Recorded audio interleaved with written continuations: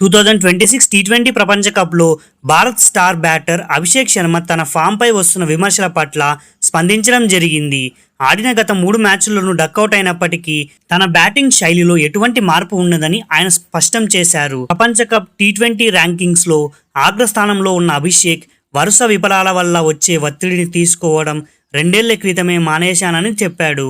ఫలితాలతో సంబంధం లేకుండా తన దూకుడు ఆట తీరును అలాగే కొనసాగిస్తానని, కేవలం ప్రాక్టీస్ మరియు హార్డ్ వర్క్ను మాత్రమే నమ్ముతానని ఆయన వివరించడం జరిగింది. సో టీమిండియా సెమీఫైనల్ చేరాలంటే సూపర్ 8 దశలో ఆడనున్న 3 మ్యాచ్ల్లో కనీసం 2 గెలవాల్సి ఉంటుంది. భారత్ తన తదుపరి మ్యాచ్లను సౌత్ ఆఫ్రికా, జింబాబ్వే మరియు వెస్టిండీస్లతో ఆడనుంది.